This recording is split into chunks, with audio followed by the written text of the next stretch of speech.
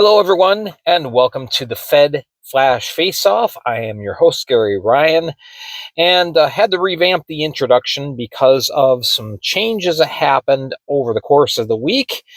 Here we are in the surroundings that videos first began with the Fed League Flash 3.5 years ago now. Amazing.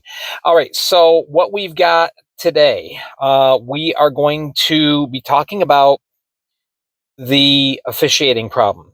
Is there a problem? Well, we're going to talk about it. You can decide. We're also going to be discussing uh, standings, looking at the standings. There's a lot of interesting storylines that are starting to develop. So we want to check in with that. We'll check in, of course, with news and notes. Always news and notes. Although there's not a whole lot going on so far this week. As I'm recording this right now, there's not a whole lot outside of some perspective pieces, which we're doing today. Uh, and then, of course, we also have what I had promised that we would discuss for this episode. Should the FPHL expand their playoff setup? Can they expand their playoff setup? Well, we'll talk about all that. So a lot of things coming up. I'm so glad you tuned in. Always remember, if you just want to go straight to a particular segment, if you want to go to the segment where we talk about officiating, all you have to do is click down below where it says more, right down here, and then you'll pull up all of these segments, timestamps in blue. Click on the timestamp that you want, and it'll go right to that point in the video. I understand, these are longer videos. I understand some people don't have time to watch the whole thing, and that's fine. Watch what you want to watch. All right, so that is it for our introduction. Let's just roll right into things, shall we? All right, here's where I get to kind of geek out a little bit over numbers, and I love doing that, I admit, especially when it comes to standings watching. I remember as a kid, I used to do the same thing with whether it was baseball or football or hockey, just kind of pouring over the standings and digging all sorts of crazy numbers out of it. So a lot going on. Things have really tightened up, especially in the Continental Division here. So we've got Athens and Monroe just separated by a single point. Now, it is important to note that if you add up the wins and losses, I just don't have enough room here to do all the columns that I need to do. The Monroe Moccasins have played one more game than Athens. That plays into Athens' favor because now they have an extra game to try and get some points and separate themselves from the Moccasins a little bit. All right, so it gets to be pretty interesting. Now, Columbus, they've creeped into the mix thanks to their 11 or their 10 game winning streak. Now, as I'm looking at the standings right now, and when I post this, the Wednesday game will have already been played, so these two numbers are going to be different when you're watching this compared to what it is when I'm recording it. That's the best I can do at this point. I can't post this until Wednesday evening, so that game is not included. But things could tighten up even more, or maybe Athens kind of takes a little step up. We'll see. But anyway, 3 teams within 9 points. So it is a race for the Continental lead. Now, we have the race for 4th place, which, of course, 4th is the final playoff seed, currently held by PD. PD in Twin City. They played their best of 3, so to speak. Well, it wasn't a best of 3, but it was a 3-game series this last weekend, and PD won 2 of those. So they are now 2 points up on Twin City. I put Twin City in blue just because it's like, well, they're not in a playoff spot now, but they're close. Winning percentage is almost identical, 432 to 426. I should explain real quick because some people might be wondering, well, how do you get a winning percentage? It's based on the number of available points. All right. Let's say you've played 30 games, which all these teams have played more than 30 games. Okay. Well, here, let me just skip over to Binghamton because they have a nice round number. They've played 40 games. Okay. So 40 times 3 regulation win equals 120 points. Okay. They've gotten 100 points. You take the two numbers, 100, 120, and there's your winning or your points percentage. Okay, that's how that works. How many points did you get compared to how many available points were there? So getting back to the Continental Division, I just wanted to use that because it's a nice round number. Getting back to that, PD also has played one more game than Twin Cities, so this could flip-flop. That might happen for the rest of the season. These two teams might be, back and forth. It all depends. I would say of the two teams with the games remaining, PD has 19 games remaining. Twin City has 20 games remaining. The strength of overall schedule is probably tougher for PD. However, Twin City has 4 weekends coming up where they have to play 3 games. So that's exhausting. So that's not an easy way to make up points. Even though their overall schedule might be a touch easier, I don't think there's a huge difference. I think Twin City has a little bit of an easier schedule, but it's going to be a challenge. So this could be just going back and forth until the final day of the season. We will have to see. But yeah, it's getting very interesting. Now, Twin City has more wins, but they have fewer points because basically PD hasn't gone to overtime as much. So there you go. And of course, overtime win is 2 points, and overtime loss is 1 point. So that factors into things. I put the Zydeco and Biloxi in green because realistically, I think they're out. I don't see either of them making a big rush for the playoffs and getting into a playoff spot, even though mathematically they're still very much alive. But to note, Biloxi is 24 points away from being officially eliminated.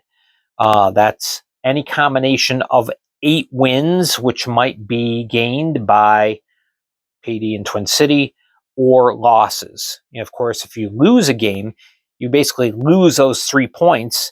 So the next Biloxi loss would take them to 21, and then 18, and then 15, and so on and so forth.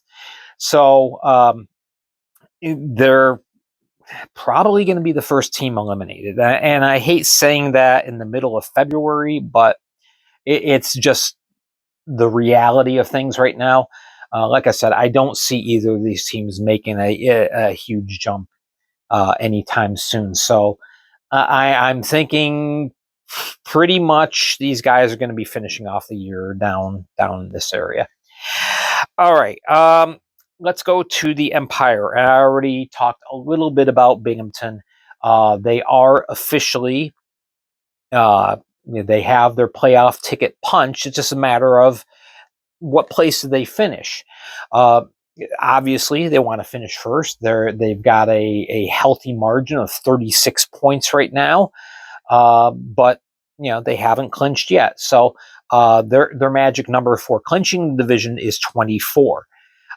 Conversely, to clinch a definite playoff berth for Athens is 23. All right. There's not as much separation between here and here as there is between here and here. So that's why it's a higher number for Athens. All right, so with Binghamton having clinched, they're trying for the first place in the division, and they also want to try and get home ice advantage for throughout the playoffs. Athens, Monroe, and Binghamton are all thinking that. They're thinking they want to win as many games as possible so that they have the best chance, depending on how deep they get into the playoffs. They have the best chance of having their games on home ice. So you see here with the Prowlers and Topeka, they both have 64 points. Excuse me. Now, Topeka has more overall wins, but with regulation wins, it's actually 19 regulation wins for Port Huron and 17 for Topeka. They have gone to overtime a lot more and have gotten some overtime wins. The Prowlers, let's see how many they have 3 overtime wins as opposed to 6 for Topeka. So that's why the point percentage is different. And this is the tiebreaker. The point percentage is a tiebreaker. So right now, technically, even though Topeka has more overall wins, the Prowlers are technically in that second place spot. If the playoffs were to start today, the Prowlers would be the 2 seed. Topeka would be the 3 seed. The Bobcats, they have been red hot as well lately. They've won 8 of their last 11, I believe. So they've climbed into the mix, and they're now just 4 points off. So now any one weekend, we could go through a weekend, and this all could change. So very, very intriguing indeed. And that's why I put those numbers in red, just to show you that's a real battle there. So nobody wants to play the first overall seed, whoever it is, in the first round. If they can help it, they like better odds of meeting up with a team that they're better matched with. So everybody's jostling to get the 2 and the 3 seeds here. All right. For the hat tricks, it's 13 points out. That's not an insurmountable margin, but it's getting a bit large, being that the hat tricks have also played 40 games. Binghamton and Danbury have played the most games of anybody. They've played 40 games, so they only have 16 games left. 13 points, 16 games to catch up. Can they do it? I don't know. It's tough to say. Another 6 points back, you have Watertown. They're still kind of in the mix. These two, might be able to kind of jostle with each other, but the question is, can either team, Danbury or Watertown, get on enough of a hot streak where they could maybe jump over Blue Ridge? That remains to be seen. Now, Indiana, I've put them in green. I don't see them getting to the playoffs. Their elimination number, I believe, I wrote it down somewhere and I forgot it. I believe it's 34 points. No, 30 points. That's right. So Biloxi's elimination number is 24. Indiana's is 30. And being that we only have 16, 17, 18 games left in the season, that's tough to make up. Basically, anytime any of these teams win, they lose out. So I don't see them making the playoffs, but I mean, they're 12 points behind Watertown. They could still get out of the basement. I think that would be an excellent goal for the club. It's like, hey, let's try and get 6th place. Let's climb out of the basement, and that's certainly a possibility. So there we go. That is our look at the standings. Thank you for letting me again kind of geek out a little bit.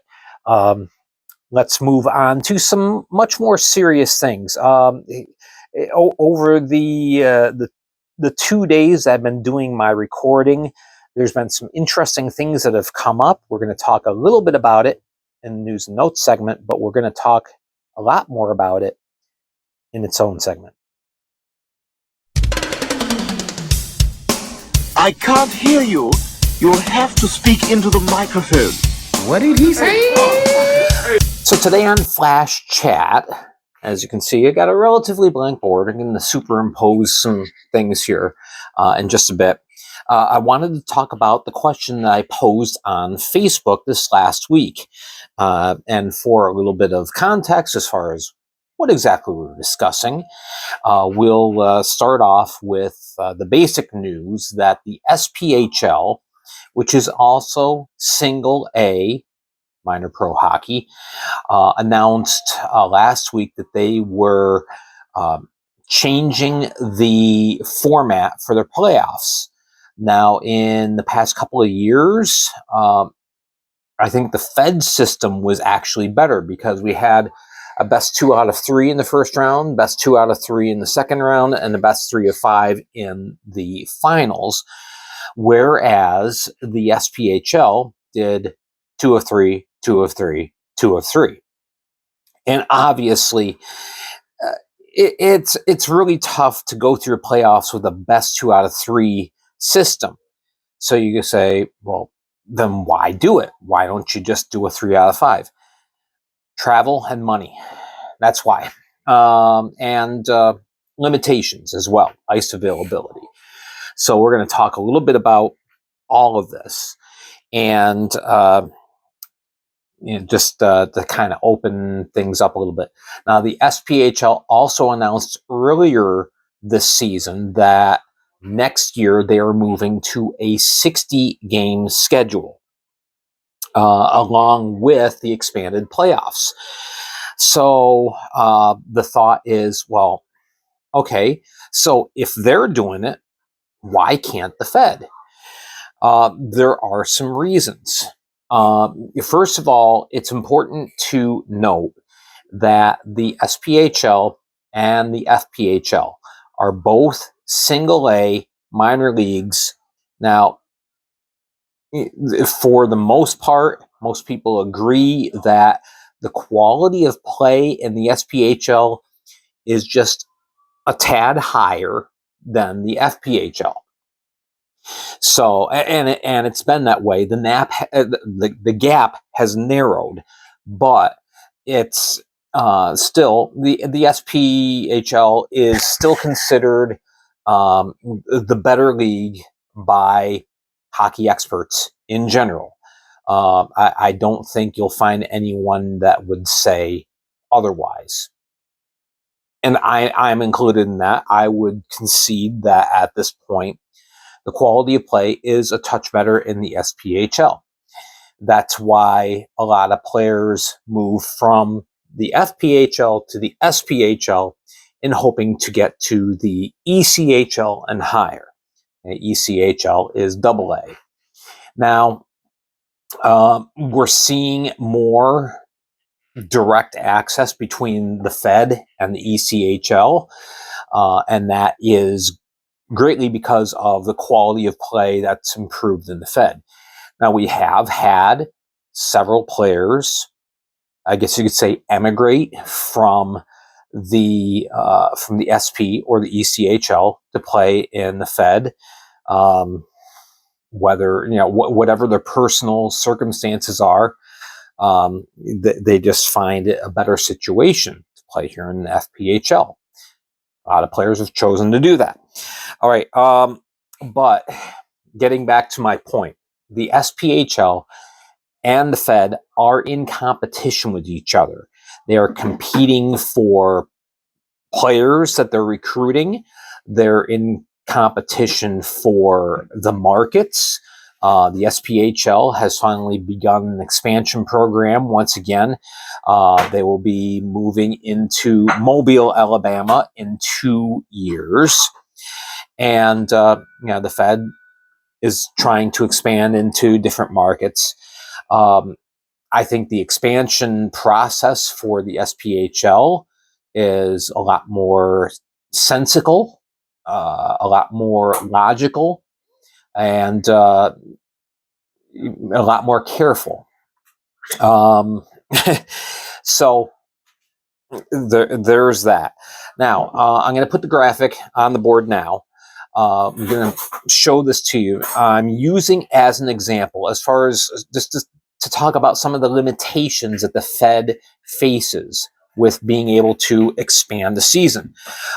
What you're looking at, and I know it's kind of small, I have a copy here as well. It is the Binghamton Black Bears schedule for this year. And I'm using this because the Black Bears kind of had the perfect schedule, maybe not so much in which opponents they were playing and when and how many times, but the fact that they played every weekend, 2 games every weekend. All right. So they have 27 weeks. The season is 27 weeks from October 10th to April 11th. That's first day of the season, last day of the season for the league. So they play 54 of their 56 games on the weekends. And then they have the 2 midweek games, which were holiday dates. And in Binghamton, they're always a big draw. So, as a matter of fact, the holiday games like New Year's Eve and Thanksgiving Eve drew really well across the league. So I think that's going to become more of a thing in the future years. But anyway, as you see, okay, generally, if it's not a holiday game, midweek games don't draw very well. It's swinging a little bit to the opposite side of the pendulum with extremes, but last week we had a game in Biloxi, played on Thursday, and not even 1,000 people showed up. So it's just difficult for fans to get to midweek games. So obviously, the SP plays more midweek games. They play those Wednesday night or Thursday night games, and they do all right. They obviously don't draw as well as Friday or Saturday, but the SPHL teams are in larger markets, larger arenas. Typically, these cities have had hockey a long time. Like Peoria has had hockey for, I believe it's 54 years now of professional hockey in Peoria. There's been a long-standing presence in cities like Roanoke and Pensacola and Huntsville. So you don't have many markets that are relatively new to the sport, as opposed to the Fed. You've got what I would call virgin markets. Never had a team in Columbus, Indiana before, or in that part of Indiana. You've never had a team in Wytheville, Virginia before. So you're getting into some smaller markets, some newer markets in which it takes time to build up a relationship with the community, build up fan support, build up corporate sponsorships, all that kind of stuff. So the SPHL can endure a little bit of a hit with attendance. They can deal with it a lot easier than the Fed can. And now we get into the limitation of time. Okay, as you can see on the Binghamton schedule, Binghamton is maxed out with the schedule as far as games. You can't add more games to the season. Okay, 56 games, unless you play midweek games. Would midweek games in Binghamton draw? Binghamton's had a long hockey history for over 50 years. Maybe. I don't think they would draw sufficiently enough to be able to absorb the loss that you take for operating the arena and rent costs and getting paying the concessionaires and whatnot. But I really don't think you'd be able to handle that in Blue Ridge or maybe, well, PD. I don't know. That's a newer market. I mean, yes, there was hockey there before, but it's been a long time. Would they be able to absorb the hit? I don't know. So anyway, you see the regular season schedule is maxed out.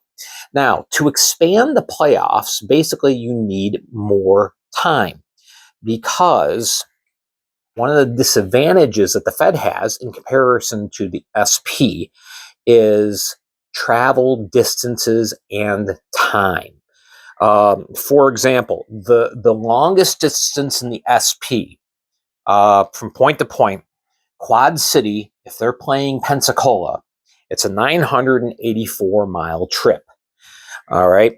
If you're going to match up Danbury and Topeka, that's 1325 in miles.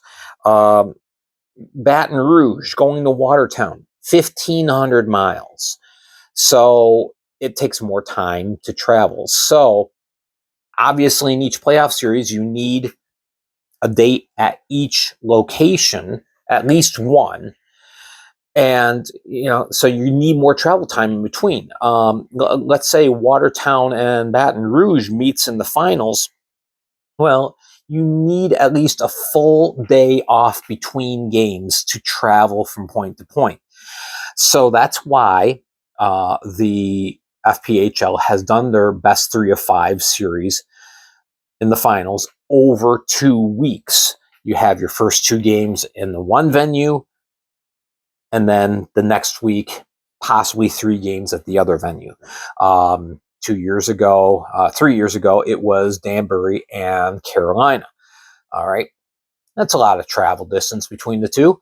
So we had the first 2 games in Carolina, and because Danbury had the better record, they were the home team. They hosted the last 3, and it was a best of 5 series. It went to 5 games. All right. If you go to that third round now, and you go to that second week, you're talking about May 10th now being the last day of the season. So the only way that you would be able to expand the playoffs is by compressing the regular season schedule down from 27 weeks to 26 weeks. Everyone in the league plays an extra 2 games, midweek games.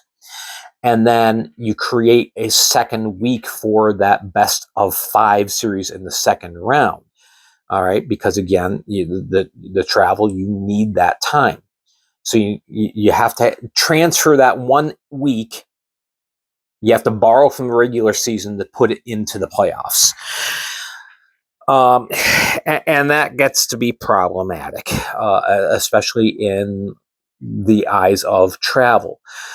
This year, it's a very realistic possibility that we could see in the first round of the playoffs, we could see, the second round, rather, excuse me. In the second round of the playoffs, we could see Binghamton playing Topeka. That's, you can't play a best 2 out of 3 series in 3 days. You just can't. You have to have time in between. So even right now, let's say that happens. Let's say Binghamton, just if the season were to end today, Binghamton would play Blue Ridge. Let's say they won that. Okay, great. In that same round, Port Huron, Topeka play. Topeka wins. Okay, great. So now you have Topeka and Binghamton in the second round. Well, you're not going to play 3 games in 3 nights. Most likely, you'd have to have the first game in Topeka on Wednesday, and then move games 2 and 3 to Binghamton Friday, Saturday, maybe even Saturday, Sunday. So there's your thing. The footprint is so much bigger, it limits what the Fed can do. Also, we can't expand the playoffs. We can't go later into May because a lot of teams aren't the primary tenant in the FPHL. In the SPHL, most of the teams are the primary tenant of the arena that they play in. Not the case in the FPHL. So there's other events going on. There's concerts. There's graduation ceremonies. There's limitations in which the arena says we've got to pull the ice out. We don't have ice available after May 10th. So that causes a big problem. And that's why it's not as simple as, yeah, more hockey. That's great. Yes, it is. But there's the business and logistical limitations that you have to look at. And it's unfortunate. It's unfortunate. And this is one way in which, as the SP and the Fed compete against each other, the SP is trying to align themselves a little bit closer to the ECHL. And they're able to do that because they have the resources, because they have the time, because they have a smaller footprint. All those things play into their favor. And so they're able to make these calculated moves, align a little bit closer to the higher leagues, whereas the Fed right now cannot. It's unfortunate, but that's why when I posed the question, it was a hypothetical, and admittedly, and it's as much as you can do to continue to see growth. I mean, we are seeing growth in the FPHL, but you still have to recognize that there are limitations, that there are things that right now the Fed, as it is set up, as it is constructed, just cannot do and cannot keep up with SPHL plans. It's a sad reality, but nonetheless, there you go. So there is our flash chat for today, just to break down things a little bit more. Hopefully it helps some of you, especially those of you who are newer fans. Maybe you are one of the newer teams, a fan of one of the newer teams, and you haven't been following Fed hockey that long. We're learning a little bit more about how it's set up and the construct and the box that you have to fit into. So there we go. I hope you found this interesting. This is kind of the cornerstone piece for this episode of the Fed Flash Face-Off. So I hope you enjoyed it. We'll be doing more more Flash chats in the future. And so let me know. Give me some feedback down below. Let me know what you thought about this segment. Well, let's move on.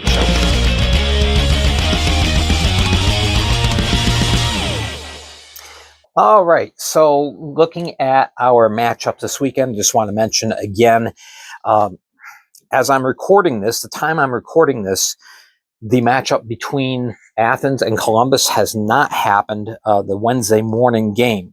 But when you're watching this, it will have happened. So this will be different.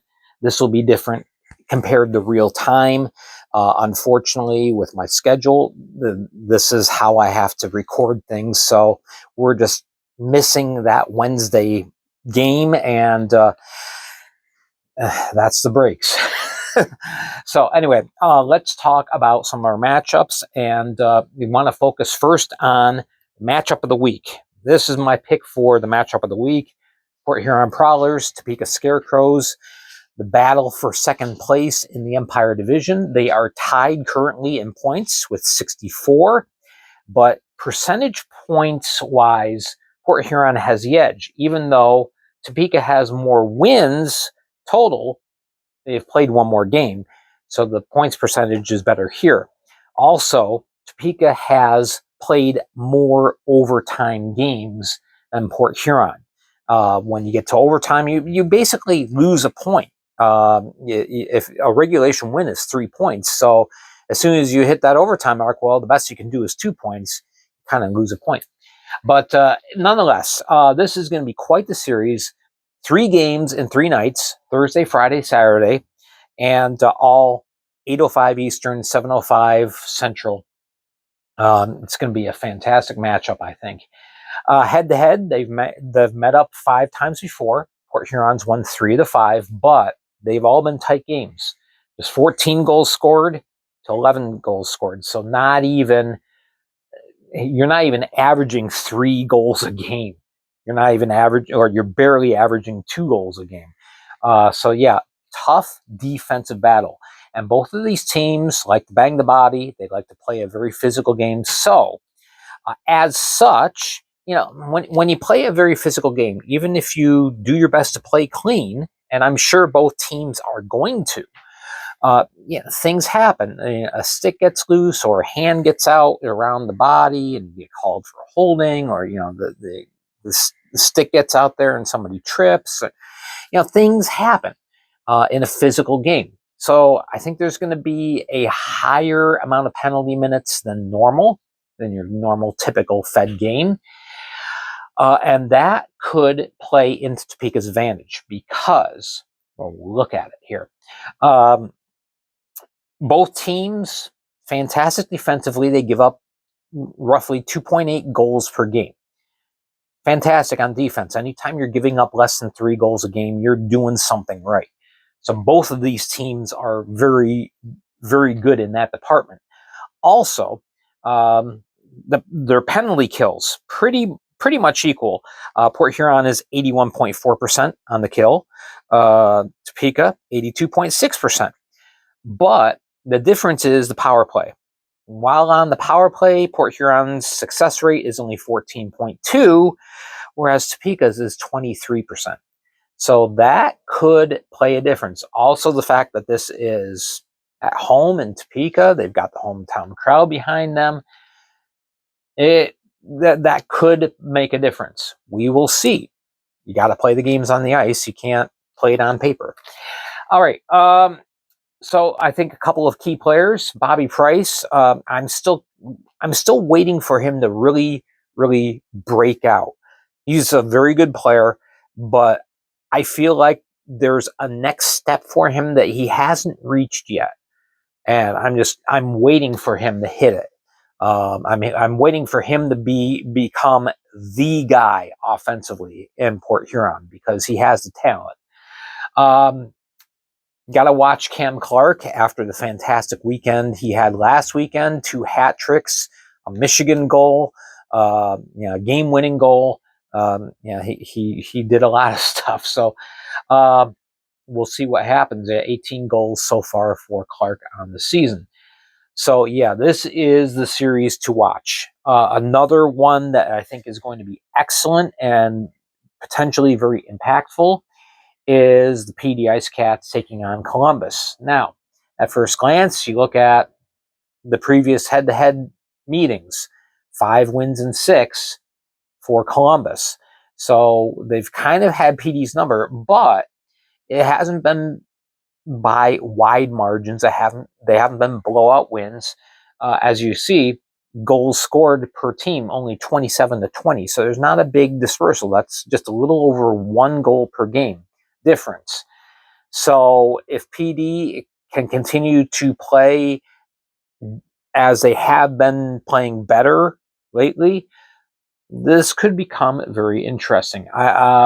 Okay, the record's 15, 19, and 3 for PD.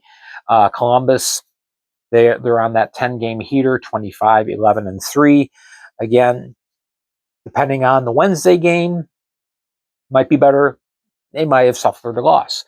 The special teams, we got to look at those numbers. 11 shorthanded goals by the Ice Cats. That leads the league.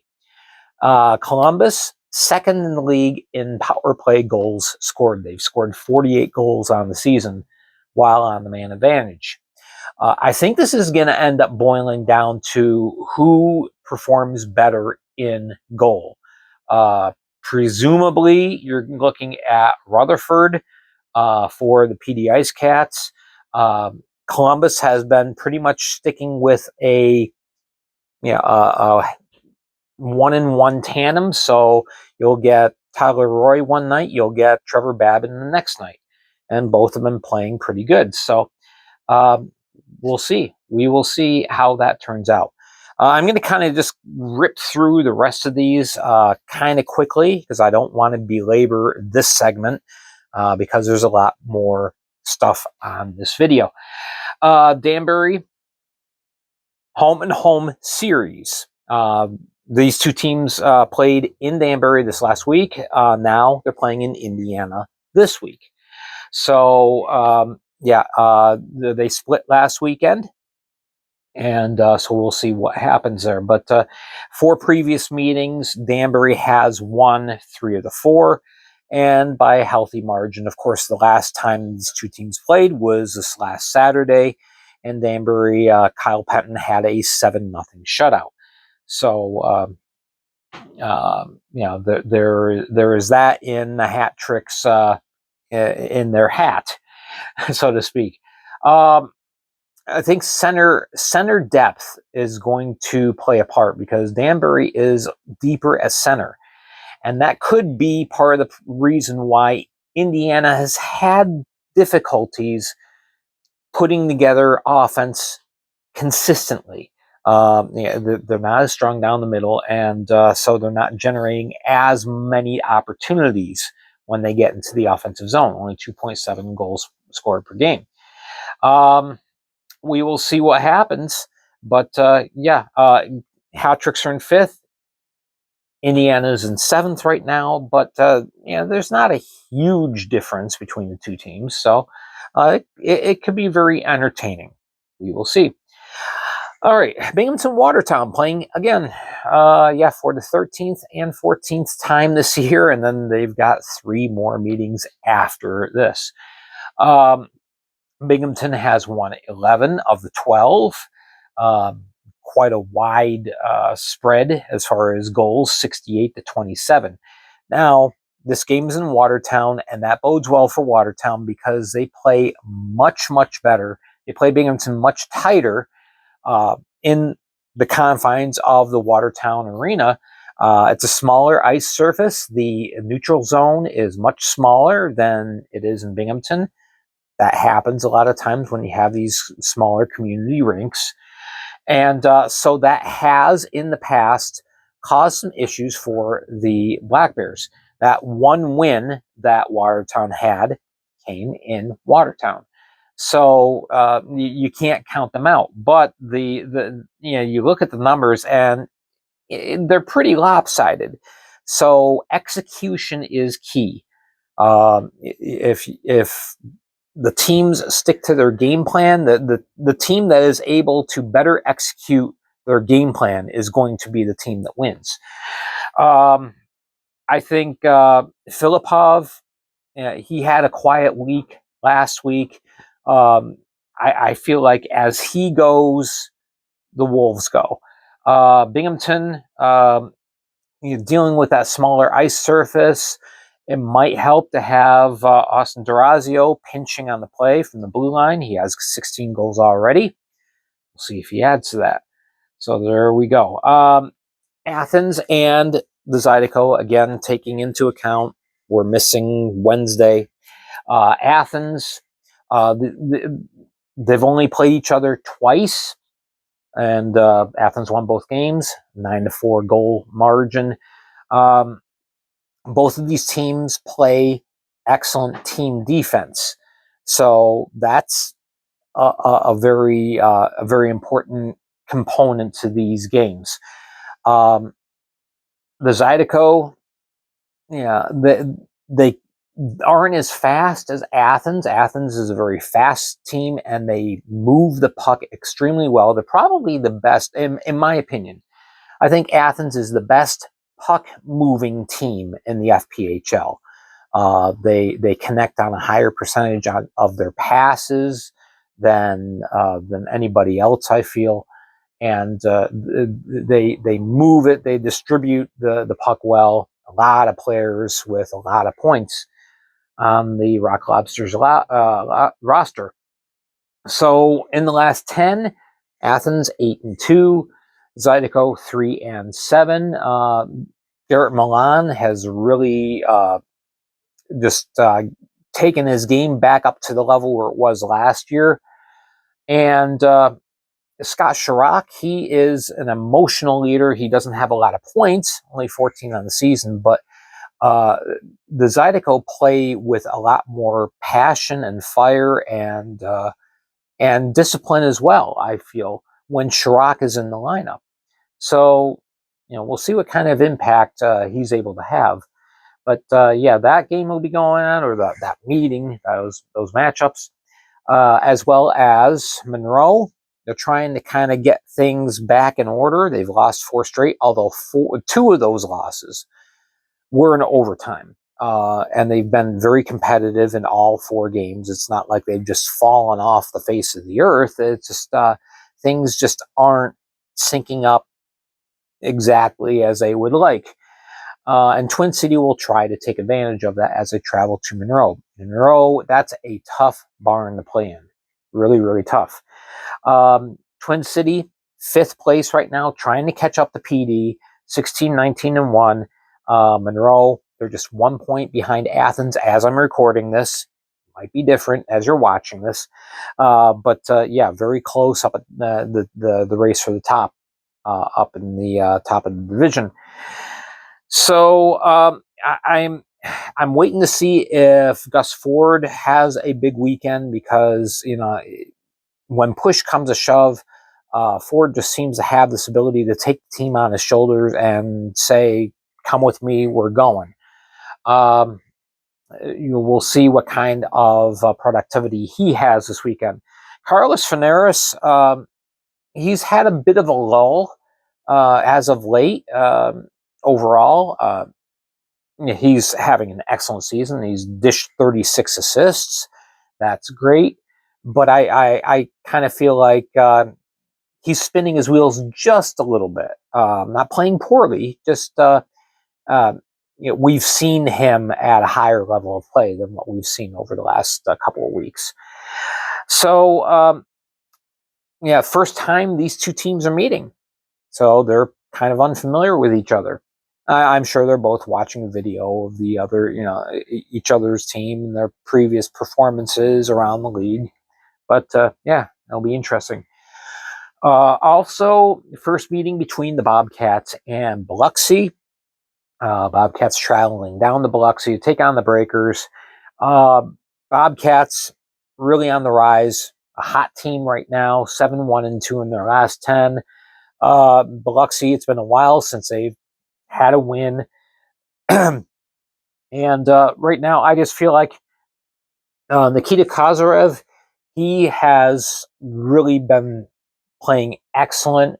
Really has been a big difference maker in the offense. I'm looking for any defensiveman to step up for the Breakers. That's been their weak point all year. I'm not going to hammer on about that. But yeah, they need someone to really step up and take charge defensively, because as we've seen last weekend, we had one period where the Bobcats put up 30 shots. Biloxi is averaging like 50 shots allowed per game. You got to shore that up. The final meeting of the weekend is Sunday. Monroe travels to Baton Rouge, just a short trip down south, and yeah, we'll see what happens. But Monroe has won 9 of the previous 11 matchups, doubling up Baton Rouge in goals. Mental fortitude is going to be very important in this game. Baton Rouge, and they're just trying to figure out, how do we beat these guys? Well, they've done it a couple times, but in other games, it just has not gone well. I think the team that really sticks to just discipline, playing smart, that's a team that's going to win. So there's our brief previews of the meetings coming up. So let's turn the page and go to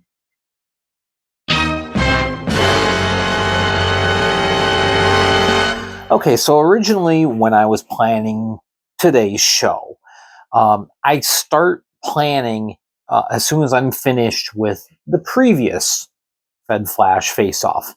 And this was not on the docket, but over the course of the weekend, it's arisen, and yeah, it's something that I feel needs to be talked about. So we are talking about this.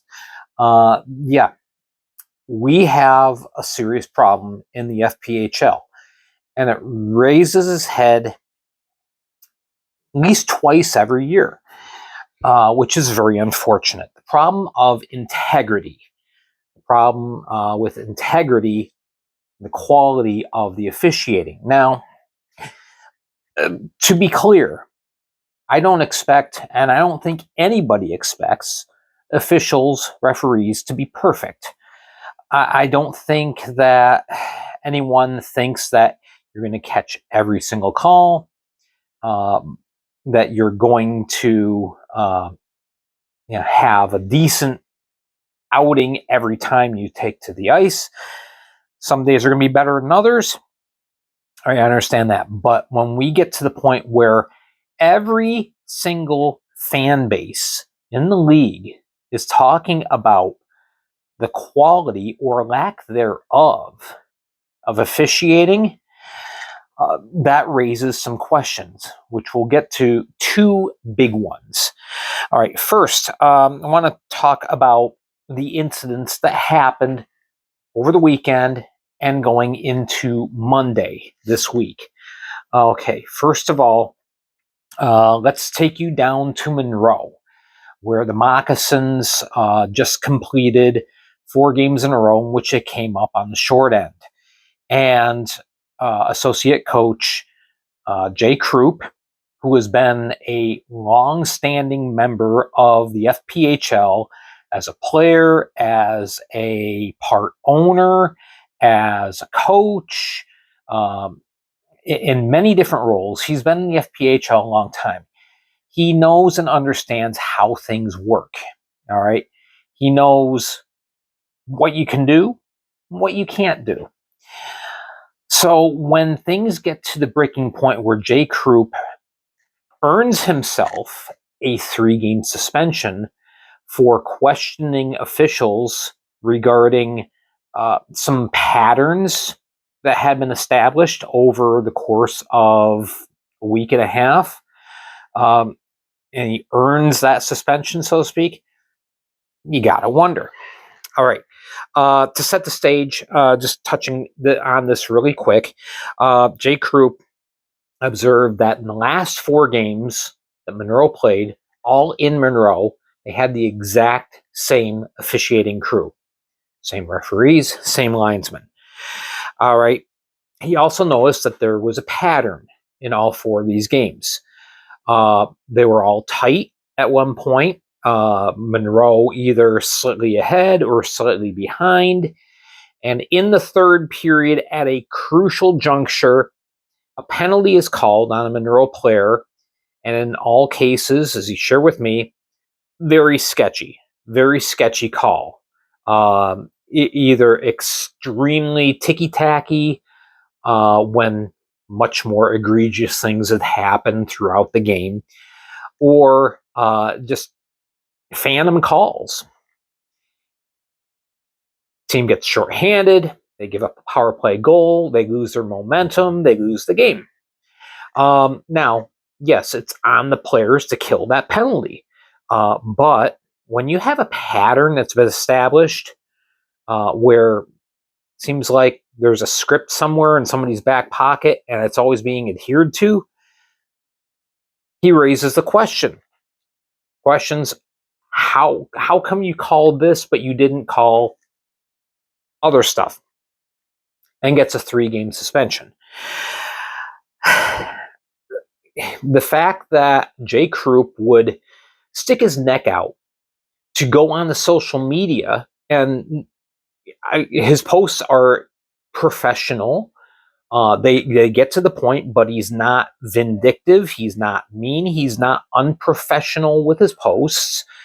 But the fact that he would take to social media and risk further suspension or a fine for raising awareness to the situation says that Well, if it was somebody who hadn't been in the league a long time and they're doing this, okay, you can chalk it up to they're just upset and they're just blowing off steam. Not so with Jay Crew. Again, he knows the FPHL inside and out, and the fact that he would uh, be this deliberate to take to social media and talk about this says that there's a problem. Remember earlier this year when two different owners were coerced to issue apologies on Facebook and social media because of their criticism of the officiating. We see a dip every year.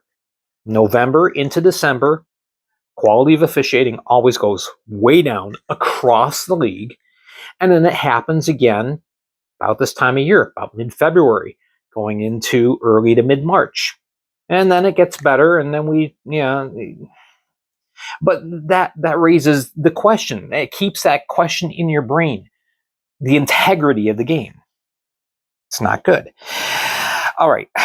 The other incident that we had a game in Port Huron, a couple of games in Port Huron, which the chief referee was Steve Gowdy.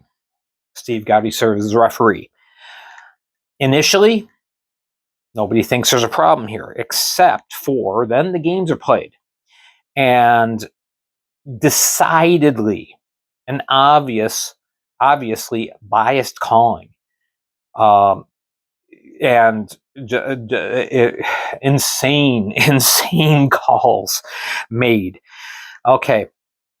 Then it comes out. Well, Steve Gowdy, he lives in Port Huron. He's made all sorts of social media posts kind of affiliating himself to Port Huron, showing him to be a fan of Port Huron. And that's bad enough. You're already talking about conflict of interest because it looks like, well, he's a fan of Port Huron. But it gets much worse. Okay, Steve Gowdy is the president of an organization, a charity organization, which I'm not critical of him being in this role. I think it's wonderful. Is called breast cancer. What was it? Taking a shot at breast cancer. He's the board president. His wife is the executive director and co-founder. Wonderful, wonderful organization, and involved with the Port Huron Prowlers. Of course, they have a breast cancer awareness night. They have a jersey auction. Wonderful stuff. Have no problem with that. I think every team should have such an affiliation. But it's a problem when the person who is officiating the game is the president of the board of an organization that directly benefits from being officially affiliated with the Port Huron Prowlers organization. His wife receives a small portion of proceeds from said jersey auctions. Okay, so there's money coming into the Gowdy house as a result of these auctions, which again, the cause and the work is wonderful. But Steve Gowdy should not be officiating in the FPHL when he has that obligation already. He can't be expected to fairly officiate a game, especially when Port Huron is one of the teams. If you're in that kind of position, you can't serve as an official in the FPHL. You just can't. And so the first thing I've got to say is that Steve Gowdy needs to be officially deactivated from the list of available officials for this year, for the FPHL. That has to happen. It's not, I think it should happen. It has to happen. Okay. The second thing, we're going to get into the two main questions that these problems are raising. Okay, as multiple fan bases across the league are noticing favorable officiating towards one side, and then they're able to document the incidents that lead to that favoritism post it on video. Right here, here's your proof. Blatantly, call, right in front of the official. This is a blatant penalty. Did not call it. Chose willfully not to call it. And we're seeing that across the league. It's not a matter of something happened behind the play, way off in the corner, and the referee's over here, and everything else is happening down there. No, this is right in the sight line. Okay, numerous documented video cases. So we got to raise two questions. First one is, what is the vetting process that the league has? Now, quite honestly, to me, this is just my opinion. This is my take, but I'll voice it. All right. If you want to be an official in the FPHL, basically right now the process appears to be you apply via form that is provided by Paul Jean, the head of officiating in the FPHL. You provide proof that you have coached a certain amount of games, whether it be high school or college or house league or whatever, that you have officiating experience, that you have on ice hours. Do that, you're in. At least it appears to be. It doesn't appear to be that there's any way of catching if there are any checks and balances. Let's make sure that we don't have any registered sex offenders in stripes. Let's make sure that we don't have people with a business conflict involved. There's no vetting process that I am seeing. Okay, that is the first problem. That's the first thing that needs to be changed. The second thing is, okay, we know that if you remember from the first Fed Flash Face-Off show, I did an interview with Department of Player Safety Director Dave Jackson. He talked a lot. We talked about the supervisory board, the board of officials, and they are all experienced officials that provide education, video features, instruction, going through the rule book bit by bit. There's feedback. There's interaction with the officiating teams. All right. The process is there and it's being used. But what guarantee do we have that the officials are heeding the advice that they're given? That they are accepting the constructive criticism that they are given? It doesn't appear there's much, because we're not seeing an improvement.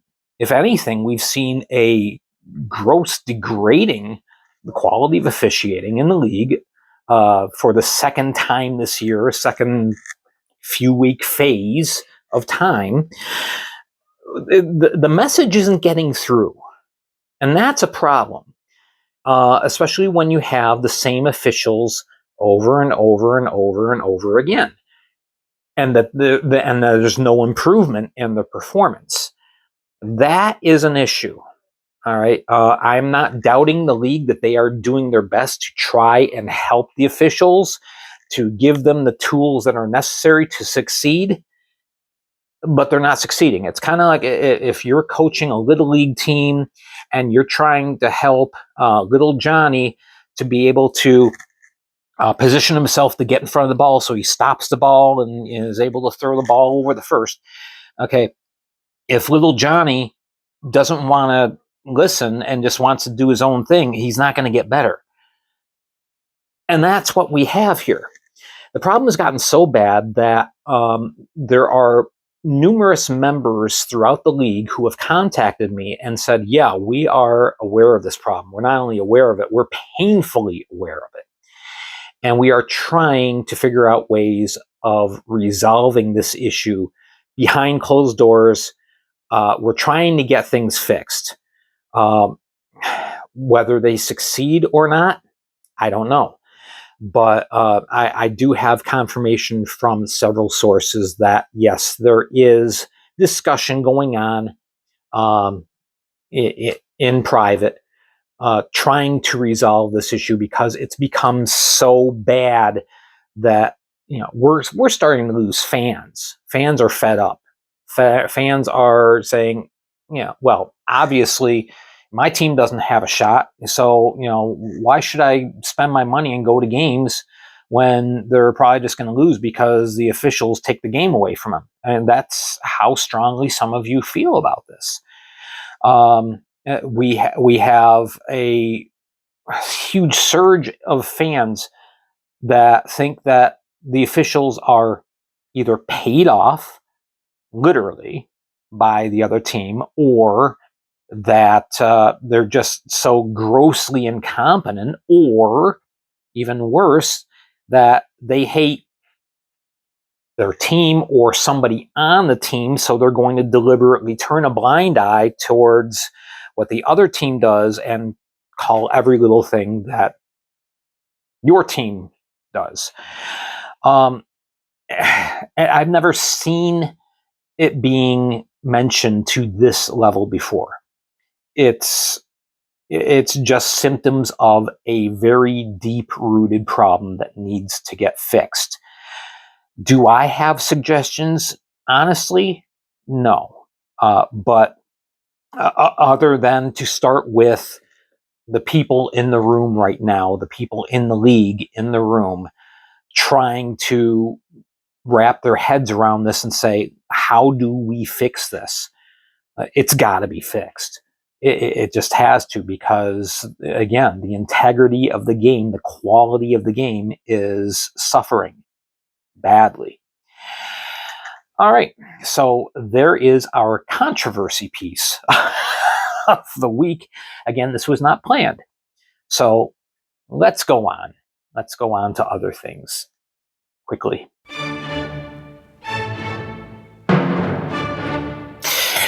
So today's edition of News and Notes is a bit shorter.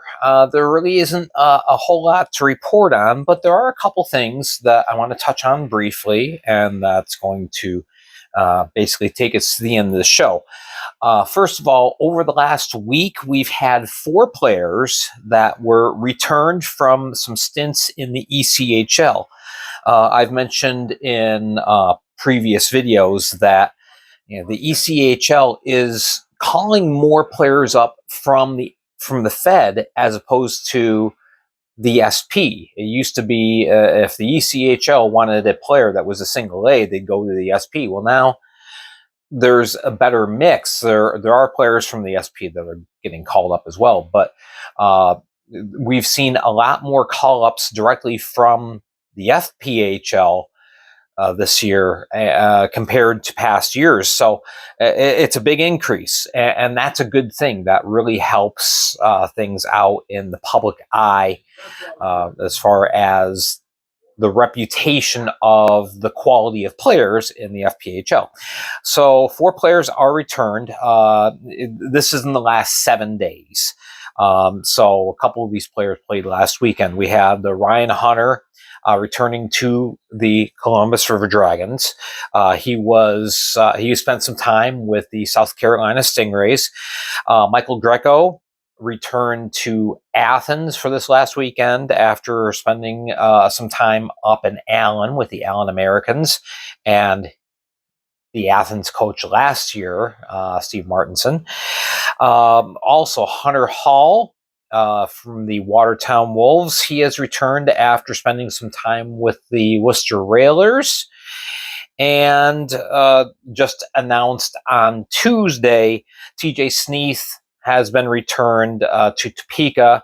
He played 5 games with the Utah Grizzlies, basically to cover some players that were out on injury, and had an assist in 5 games. So congratulations to those players on getting the opportunity. Obviously, the fact that they've gotten called up in the case of Ryan Hunter, he's gotten called up a couple times up to the ECHL. This bodes very well for their future careers. So again, just wanted to give them a shout out. Now, the reason why I am wearing a River Dragons cap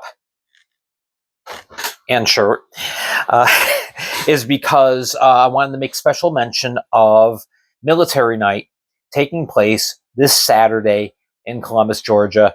It's the PD Ice Cats taking on the Columbus River Dragons, but it is military night. It is one of the most attended games every year in the FPHL.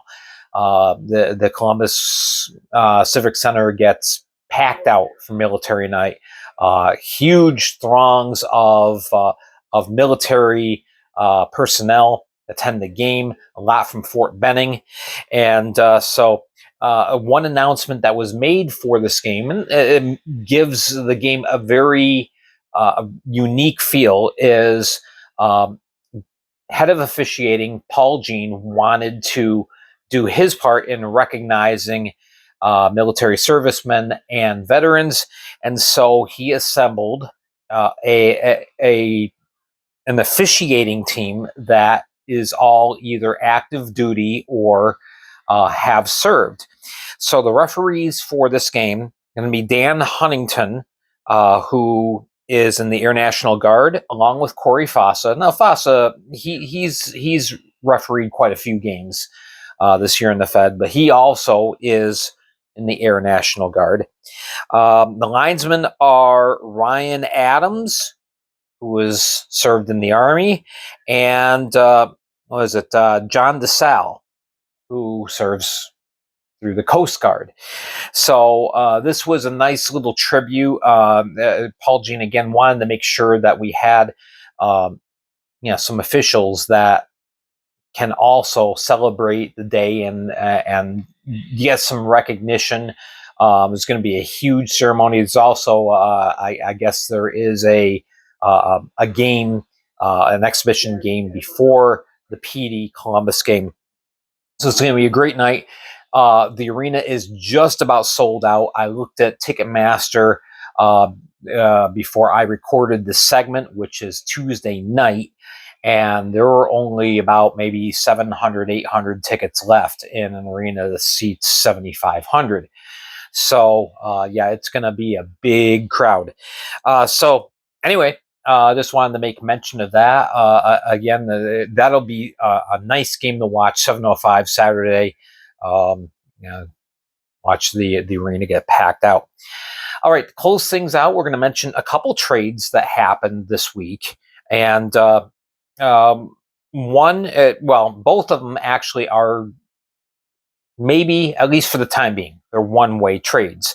There's the possibility that something else could develop with the first trade, which is Milan Brezko being sent from the Blue Ridge Bobcats to the Danbury Hat-Tricks. Danbury's still trying to tweak their roster. They're still trying to make a push for a playoff spot.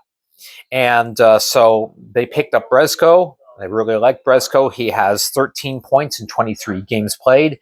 Brings a lot of speed and tenacity to the Danbury Hat-Tricks roster.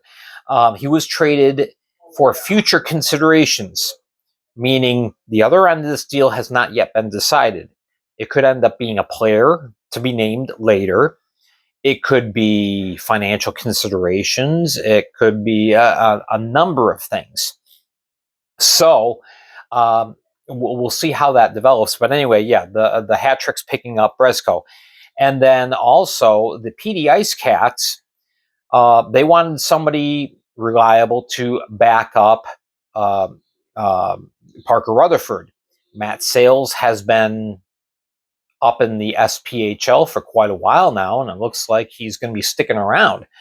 So, to that end, the PD Ice Cats obtained Brendan Colgan from the Watertown Wolves. Now, Colgan so far this year is 7-13-3, a 469 goals against, an 878 save percentage. He's got 83 career wins. That is second most all time in Fed history. He's about 22 wins, I believe, behind Matt Anthony, who has the record for most wins in the FPHL. So PD is set. Colgan will be joining the team and tandeming with Parker Rutherford. The question now is, who's going to back up Matt Lenz in Watertown? Again, maybe something happens before this weekend. Well, I'm sure something is going to happen before this weekend. Maybe something happens before this video gets released, but as I am recording, Watertown just down to one goaltender. So that's a very interesting development. We'll see how that happens. Now, this was for financial consideration. So Watertown gets some kind of compensation, financial compensation in return for Colgan. So those are the two big trades that took place early this week. And that's all I've got. That's our news and notes segment. It's been pretty quiet for the most part. So we'll end there. And I just want to say thank you so much for watching. I deeply appreciate it. Make sure you're hitting like, please subscribe if you haven't done so already to the channel, and share. Make sure you share the video. Also remember, I do game summaries every Saturday and Sunday here on YouTube. Been doing that for years now. We'll continue to do so. Make sure you're following me on Facebook. If you aren't already, just go to Facebook, search for the Fed League Flash, and make sure you click follow. As news happens, print it there, and then we discuss it here. And also remember, I'm also on WordPress. I occasionally print articles, whether it's stars and standings or my predictions or occasional game recaps over the weekend. Make sure to check that out. You can find that by going to fedleagueflash9.wordpress.com. And there we go. Those are the three platforms that I'm on. And always remember, with these videos, if you can't watch the whole thing, you can always select whatever specific segment that you want to watch, go right to it. And I deeply appreciate you watching, whether you take in the whole thing or just a piece. Very much appreciate it. So that's our show. I am Gary Ryan for the Fed League Flash. Until next time, always remember to keep your head up, keep your stick on the ice, and be excellent to each other. So long.